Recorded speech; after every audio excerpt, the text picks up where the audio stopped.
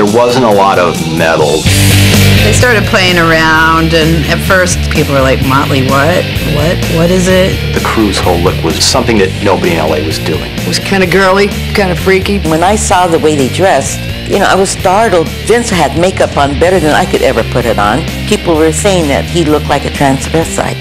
A lot of guys might have felt threatened by that. Nicky didn't want to take no from nobody. If anybody gave any boy, he'd retaliate right back.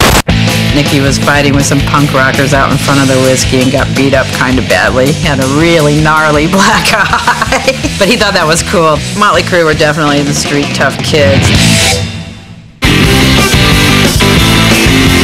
We arranged for an apartment for them. Mr. Kaufman put him up in a sleazy apartment, and it was awful. Mötley Crüe lived on Clark Street, just a half a block above the whiskey. Tommy called me up, oh, you gotta see, we got our first apartment, you know. So I said, well, all right, what number is it? He goes, don't worry, you'll find it. The door was like coming off the hinges. There was a mountain of beer cans outside. There was one plant in the corner, it was dead. It was pretty destroyed. The apartment wasn't done.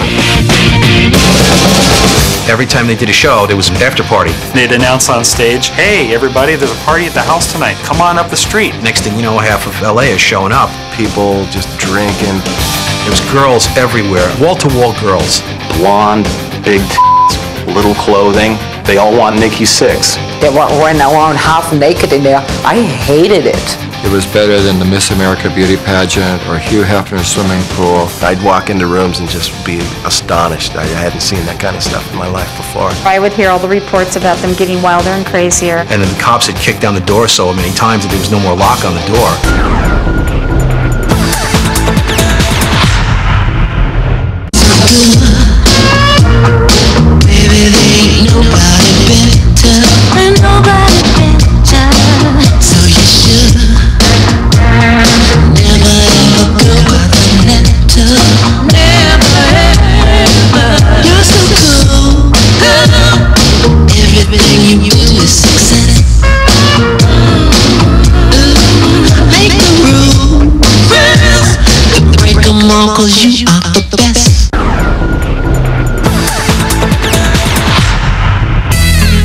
The only way that Alan and I had to control what the guys did at all was through money. Basically, the group was put on an allowance. If you want money, you have to conduct yourself in a certain way. He gave them $20 each a week to live on. They already needed $2 a week for hairspray.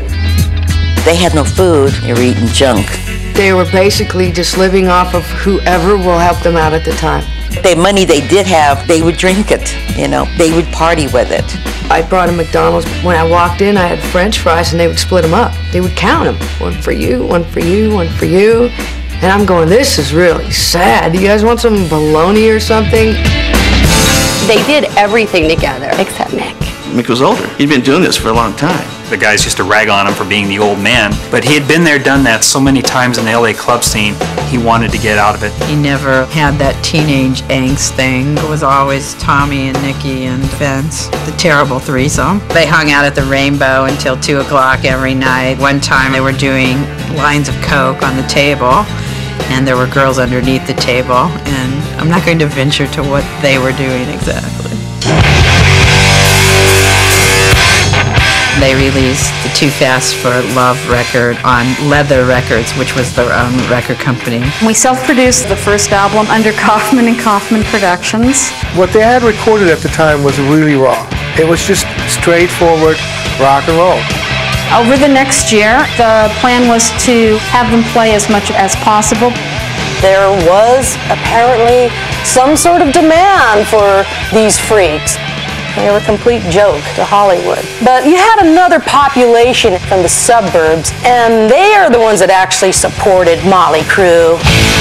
They sold out a weekend of the whiskey, and there was a line going up the street. We were upstairs in the dressing room. Tommy looks out the window and he's like, oh my God, you gotta come see this. There was a line of people. I mean, out the parking lot and down the Sunset Strip. I'm driving down Sunset Boulevard, and all of a sudden I see kids lined up down the block to get into a show, and I look up on the marquee and it's Mötley Crüe sold out. I'm like, I gotta see what this is about.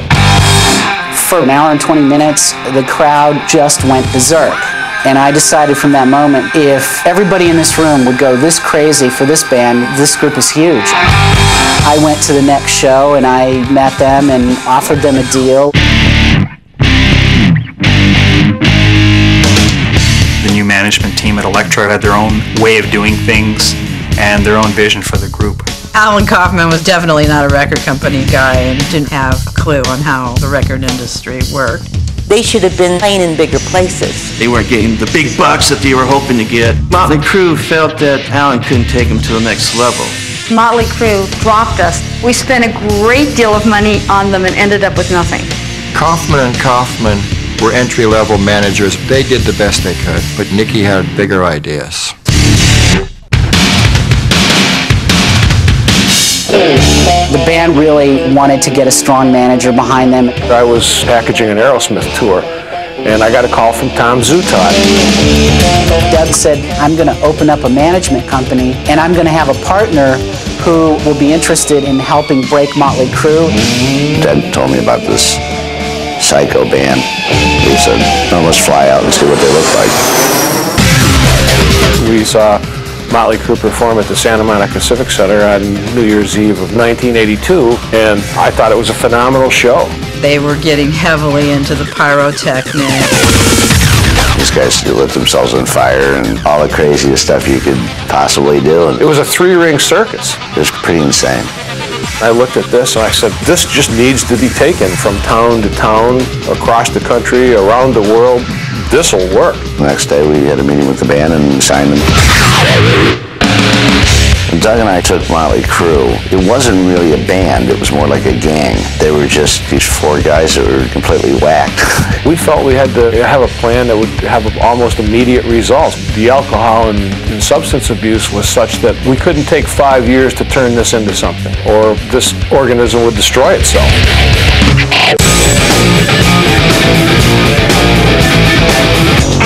Elektra moved to New York and Bob Krasnow was put in charge. Bob Krasnow didn't get this band. Elektra was the home of Linda Ronstadt, Jackson Browne, Joni Mitchell. We showed them pictures of Mötley Crüe and they were just hysterical. There you go, this is a record label, this isn't a circus.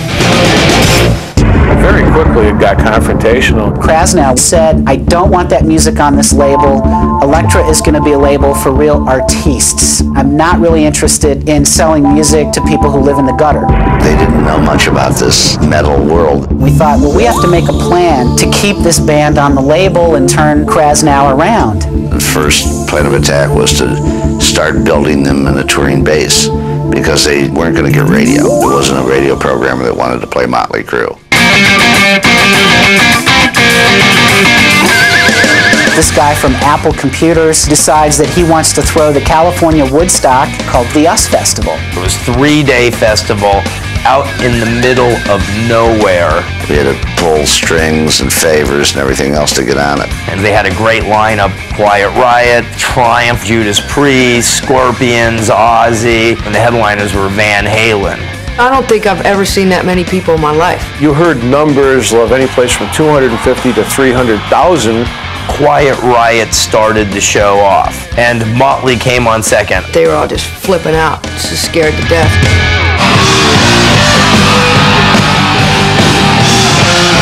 They stunk. They were an embarrassment. They played horrible. People are missing background vocal cues. I could see their nervousness. They just went up there and raced through a set. You could hardly tell what song they were playing.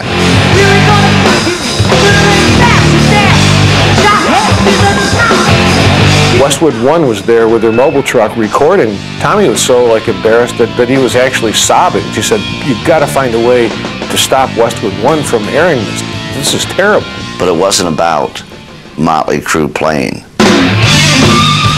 What matters is how the audience reacts, more so than how well you play.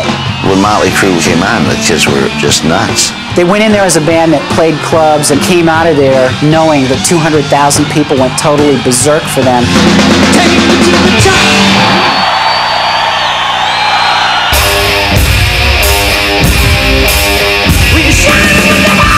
They came off the US Festival and they started to make Shout at the Devil with Tom Werman. My job was get this band on the radio. When we went into the studio, Tommy and Mick were the two easiest people to work with by far. Nicky and Vince took time. I get a screaming phone call from Tom Werman. This guy can't play the bass, meaning Nicky. I said, no shit, he never could. He's an entertainer, he's a songwriter, but he's a bass player. Nicky was real good about putting songs together that were anthems. He knew how to hook that piece of music so that people would have something to sing along to. Looks to Kill. Looks to Kill, the first time I heard it, I thought, there it is. There's the one that we launch a career behind.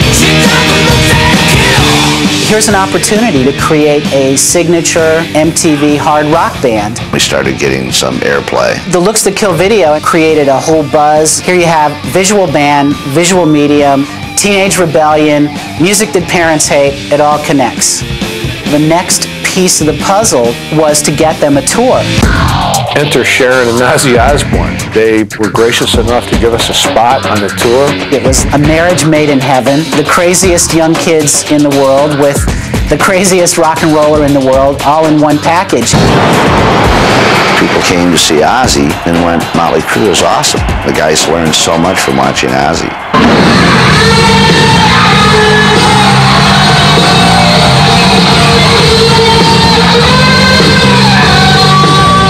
They grew as a band. They knew how to hold audiences. People would throw their fists in the air and chant. They brought you in and said, you are ours, we are together, we are one. They had almost a cult-like feel.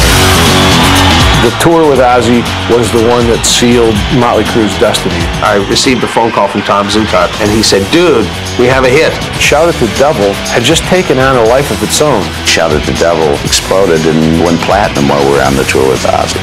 Now the record company gets amnesia. They don't remember ever not liking Mötley Crüe. So now we got Krasnow with a Mötley Crüe headband on. When I saw the way the fans were reacting, I just went, oh man, they're gone. They're gonna go all the way. And they did.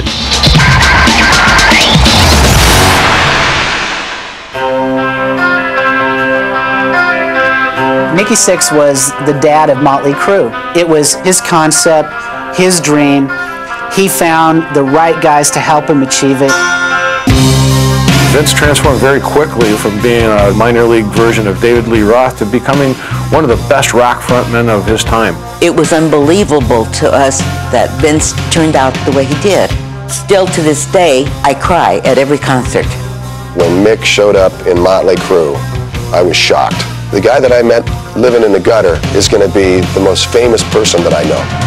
Tommy totally fulfilled and surpassed his dreams. He's gone beyond what he even probably imagined. My mom and I were just in awe. It was like, oh my gosh, Nicky's done this. And look, he's good at it. Everybody thought he was going to be a nothing, and he turned out to do something.